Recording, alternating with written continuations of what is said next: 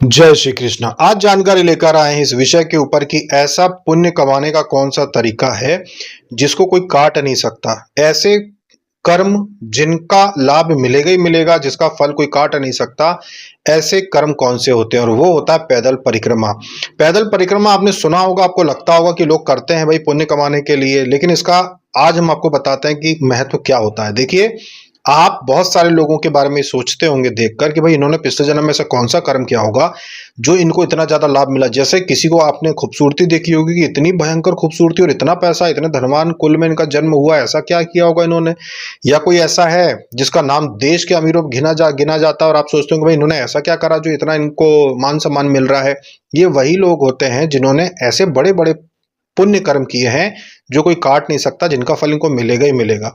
और वो कर्म होता है परिक्रमा करना। जब आप परिक्रमा करते हो, परिक्रमा करने से आपके कई जन्मों के ऐसे पाप कर्म होते हैं जो धुल जाते हैं और नए पुण्य आपसे जुड़ जाते हैं।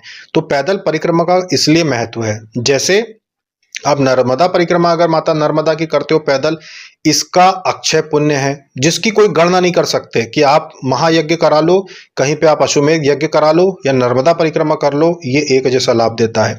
गिरिराज जी की परिक्रमा है, वृंदावन की परिक्रमा है, वैष्णो देवी की आप अगर पैदल यात्रा करते हो ऊपर नीचे, तो ये जो परिक्रमाएं होती हैं, बहुत सारे लोग खाटू श्याम पैदल जाते हैं, तो ये जो परिक्रमाएं होती हैं इनसे जो लाभ मिलता है इसका अनुमान भी आप नहीं लगा सकते कि कितना ज्यादा इनका लाभ मिलता है। तो अगर आपको लगता है कि आज के जीवन में आप दुखी हैं, आज के जीवन में आपको उतना नहीं मिला जितना मिल सकता था, आज के जीवन में आपको उतना ज्यादा लाभ नहीं हुआ संसारिक जितना हो सकता था, आपका जीवन बहुत ही दयनीय है, तो आप यात्राएं कीजिए, पैदल परिक्रमा कीजिए। जब आप ऐसी यात्राएं करेंगे तो आपके भीषण से भीषण पाप कट जाएंगे, भीषण से भीषण पाप आपके कटेंगे और आपके भाग्य उदय होगा। इस जीवन में भी अंतर आएगा और अगले जीवन की भी व्यवस्था बन जाएगी कि इस जीवन में तो अंतर आएगा ही आएगा। अगर मोक्ष नहीं मिल पाया किसी कारणवश तो अगला जीवन बहुत उत्तम होगा आपका।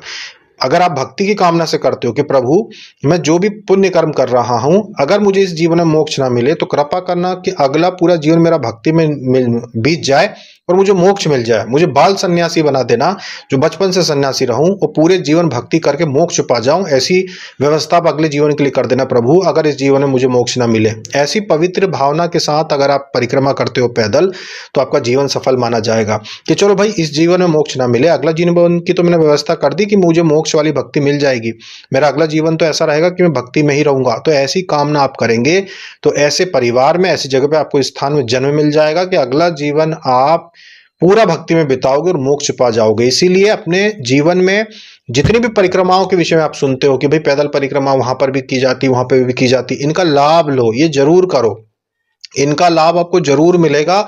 और हमने बताया ना कि हम आपको बता ही नहीं सकते इसका कितना लाभ है। कि आप करोड़ों रुपए खर्च करोगे आज के समय में, तब जाके अश्वमेध यज्ञ होगा।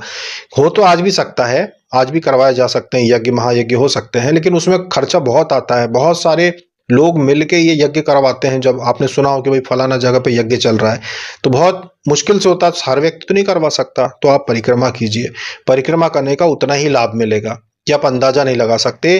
कि एक साधु अगर घर से निकलता है और किसी जंगल में पूरे जीवन तपस्या करता है और आपने अगर एक परिक्रमा कर ली पैदल, तो आपका पुण्य उसके पुण्य के बराबर ही हो जाएगा, इतना लाभ है। तो सोचो अगर आप पूरे जीवन में अगर आपने 10 परिक्रमाएं भी की है पैदल में, तो सोच लो आपने कितना बड़ा महायज्ञ कर डाला। इसीलिए पैदल परिक्रमाएं की जाती हैं। तो ये पैदल परिक्रमा का पुण्य है, लाभ है जो आप पा सकते हैं। इसलिए पैदल परिक्रमा जरूर कीजिए और आप भी अपने साथ पुण्य का इतना बड़ा गठरा अपने साथ लेके चलिए कि आपको अगले जीवन में अगर मोक्ष ना भी मिले, आशा तो यही रहे कि मोक्ष मिल जाए, लेकिन अगर ना मिले तो अगला जीवन आपका भक्तिमय बीते। अभी तक के लिए इतना ही। जय श्री कृष्ण।